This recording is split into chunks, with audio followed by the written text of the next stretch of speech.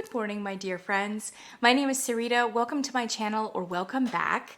I have a special Christmas in July candle for you, and I know we're getting down to the wire, but I promised you at least one other Christmas in July candle, and I have another one for you tomorrow on the very last day of July.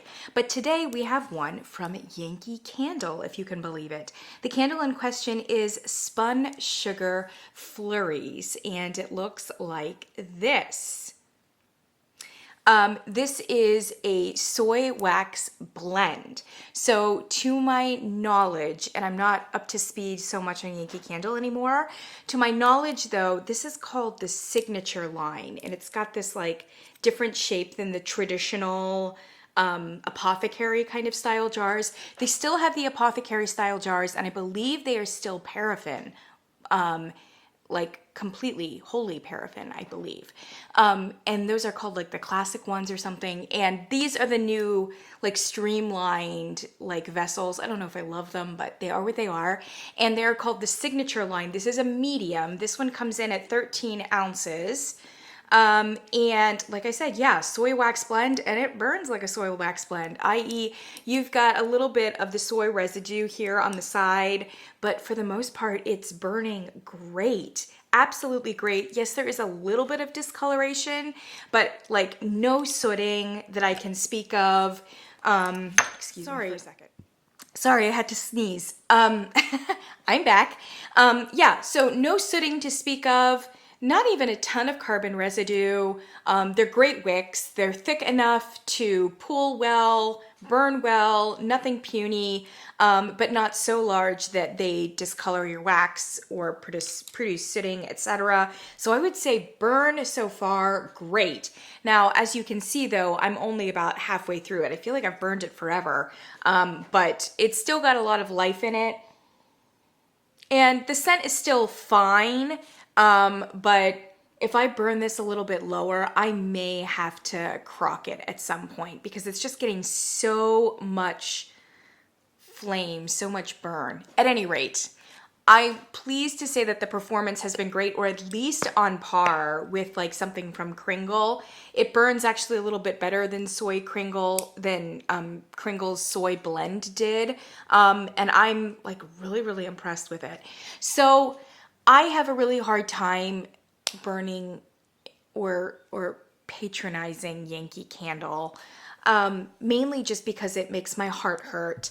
I was born and raised in Columbus, Ohio, but my father is from Boston, and his family is all on the East Coast. We're New England Italians, and I'm a lot older than I look. So I remember we started burning Yankee Candle like back in the late 80s.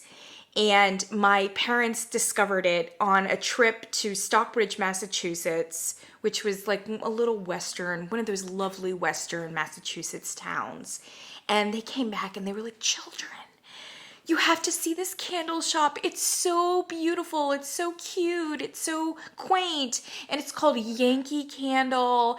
And you would not believe what these candles smell like." So they took us to the Stockbridge store, and we walked all around the store and smelled every candle. And it was so exciting. And we became like huge Yankee Candle people. Like I said, late 80s, like 90, 91, right in there.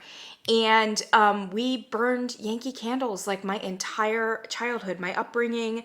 We went to the Dearborn, flagship, which was like going to Disney World, but for candles, basically. So we were like a huge Yankee Candle family, and really it's only been within the last 10 years since Yankee Candle has been sold to various different conglomerates, this last one being the one that also owns Rubbermaid, that I realized that the quality has completely gone down, and then changes were being made, not only to the vessel size, to the branding, to the scents that were being offered, etc. And I just stopped buying Yankee Candle. Like I could not do it anymore. It just hurt my heart. And I was just looking and burning like a whole lot of other things, which is why this channel actually has such a huge range of candles.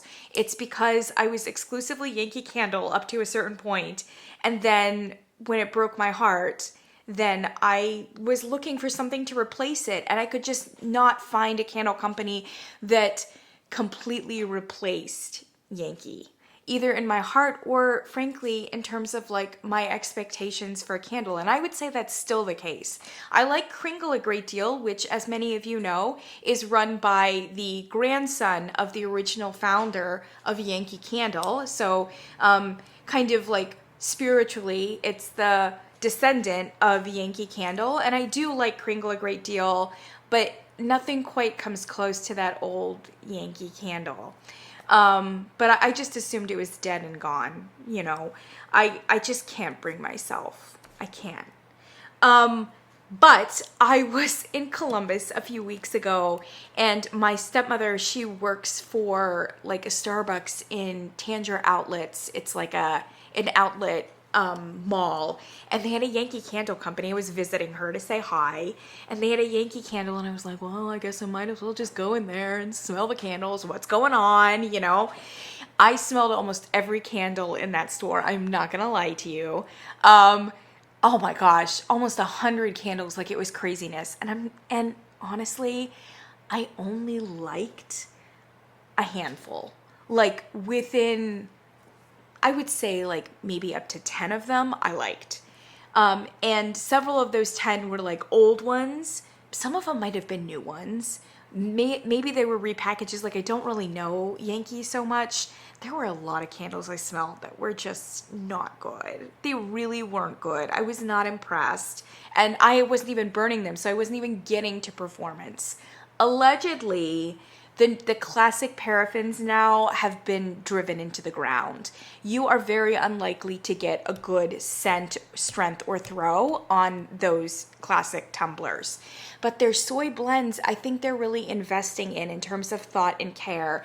And I could tell it, not only with burn performance, but the strength and throw on this one was like a solid 7.5 to an 8. Now I have noticed that the last two burns here have been closer to a soft 7.5, but I'll take it. Soft 7.5 is totally fine. But there were moments, especially toward the beginning, where it was a strong 8. Generally, in hindsight, you like a candle to get stronger as you go rather than weaker, but there is something really nice to lighting up a candle and immediately getting an 8 on it. And that was definitely my experience with this. I've heard really good things about the signatures. So something to think about going forward. If you find yourself buying a Yankee Candle, make sure that it is a signature, either a large one or a medium one, etc. Make sure it's that soy blend. So let's talk about the fragrance. I'm sorry, close parentheses on all of that. These were sitting on a little table by the register. It was like a huge table that was everything was 75% off. And the manager told me that this candle or this fragrance is being discontinued, which breaks my heart, but we'll get to it. And it is on the website clearanced off at 50%. So this candle, I believe, is $24 regular price, and it is now $12, which is very reasonable, it's a very good value, frankly, for this kind of a candle that burns so well and has such a great strength and throw. Anyway, I smelled it and I looked at it, Spun Sugar Flurries with this like cake thing here. And I was like, oh my God. I prepared myself for the sugar onslaught and I smelled it and I was like, oh, what? This is amazing.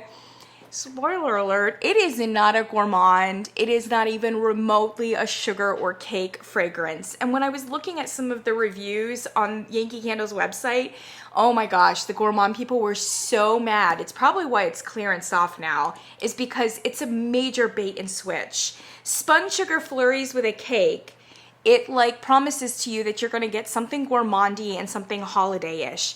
And the blurb says exactly the same thing. So the blurb talks about, quote, a perfect festive centerpiece, the scent of cake, layered with festive fruits and dusted with drifts of powdered and spun sugar, unquote. So that's definitely how it's being sold. It was branded for the holiday season and sold in the holiday season. Here are the notes, and I want you to gird your loins because this is like extreme. This is extreme. It's very Kringle-esque the way that they have done this. Not only marketed it, but also their scent notes. So top notes, whipped pineapple, lemon, apricot, and apple. Apple, apricot, and apple. Okay, so there's all your like fruity, you've even got a tropical pineapple in there. Okay, mid notes: cinnamon, jasmine, muguet, as in lily of the valley, evergreen snow, brandy. Just kind of wrap your mind around those scent notes, whether or not even those go together, and then try to reconcile them with the fruity pop that's the top. Oh, but wait a second, we're not done. Base notes: spun sugar, amber, sandalwood, cedarwood, musk, and moss. Friends, that's a mess. That's a mess. On paper, like reading that blurb about the cake and the powdered sugar, and then reading those notes, without even smelling it, you know that this is just a mess. It's a hot mess, right? I don't know what to say. I am so happy to report to you, though, that this candle does not bear any resemblance to anything that is promised in the blurb or listed in those scent notes, which is a problem too, but a better problem to have. The better problem is that the candle is lovely. This candle is fresh, it's clean, it's actually a little bit of a laundry scent. If you can believe it. What's not represented there? That's what it is. It is a little bit of a laundry scent. It is fresh, it is clean, it has a cotton note to it, and it has a beautiful floral note to it. And they did do jasmine and lily of the valley, and those are represented. In fact, I would say that they're the high notes or the prominent notes in this candle. They lean for me a little bit cotton blossom or cherry blossom. So I would think about redoing this and attributing them to cotton, because to me, I'm getting a very cashmere cotton note in this candle that's obviously not represented in any of the scent notes. I would not be too worried if you're not like an amber sandalwood person, because this is not really an amber or sandalwood candle, at least in a traditional sense. Like I said, it's a much more of like a fresh, clean spring floral laundry scent. And it is lovely. It is executed flawlessly.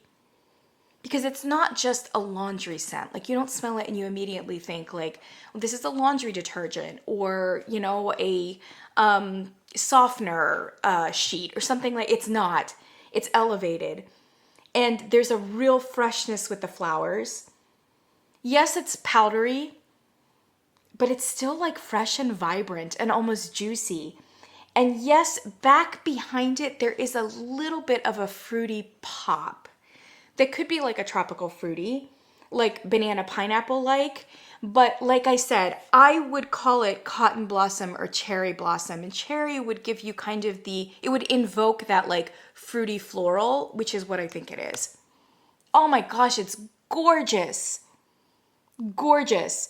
There's a marshmallow creaminess about the whole thing as well, which reminds me of a little bit gold and cashmere. So I would say that it's in the same genre as gold and cashmere, which you know is like basically my favorite candle from Kringle. This one is very similar, but this one actually has a bit more, it's got a citrusiness on top, and it is more sandalwood, like creamy and dry than this one, which goes floral. So this is a bit more fresh and a little bit more spring-like. It almost has like a spring ozone breeze kind of feel to it. So this is kind of like the much more like springy version of this one, but they're a little bit in the same genre because they both have that like cashmere, cotton, almost soapiness. Oh my gosh, this candle is everything. My only hope is that they realize that they made a mess, not only of the marketing, but also of the scent notes, and they're just gonna remarket it. Please, Yankee should not let this candle go. They just need to bring it back as a repackage of something else. You know, new marketing strategy, new scent notes, same candle. because this is gorgeous. Not even getting to the amazing performance on it and the great strength and throw. Folks, this is a winner. And it takes a lot for me to acknowledge that for Yankee, because I have memories and I have baggage with Yankee Candle. I struggle. I have to hand it to them. This is fantastic. This is not, I would say that this is not a traditional or classic Yankee Candle fragrance. It's definitely new. Like I wouldn't say that this smells like the Yankee Candles of old, but I can get behind this. It's gorgeous. It's absolutely gorgeous. Yeah, Bath & Body Works would be lucky to have a fragrance like this. They just would. So that's why this is an amazing Christmas in July, because it doesn't smell like Christmas. It doesn't smell like holidays. It doesn't smell like sugar. It doesn't smell like cake or, you know, cinnamon or brandy or any of the other things that they're trying to tell us. And it doesn't smell like moss or musk or evergreen snow either. Seriously, it's almost like somebody was smoking something when they put those scent notes together. But what it is a lovely, cohesive, not trying to do too much fragrance that is, like I said, marshmallow creaminess. If I had to do the notes, you want to lean close to a cotton blossom, cherry blossom, a spring breeze, and like a marshmallow note maybe. I can't imagine people wouldn't love this one, especially if it was marketed correctly. I have to hand it to you. It's incredible. I've been burning it and I'm starting to ration it. So that goes to show you. It is 50% off on the Yankee Candle website. And if you are lucky enough to have a store, either a regular store or a outlet store, you may be able to get it for far less. It is good because it's going away, but I trust that it will come back. It has to come back. And yes, this is like a weird, you know, marketing thing, but it's such a small part of the candle and it's just a plastic label. So you could remove it or very easily just turn it around. You've got a nice white candle, set it in a candle holder. This is an all season candle. You could burn it. You could definitely burn it in the spring. I think it's great for spring. You could definitely burn it in the summer. I guess it's not all season. Like, I don't know that you would burn it in the fall or the winter. It's a spring summer candle. Forget what I said about all season. It's just that, like, they marketed it for holiday and it's not for holiday. It's really for spring or summer. So it actually has a bigger seasonal reach than the one that they initially envisioned for it. And what it is not is Christmassy or autumn.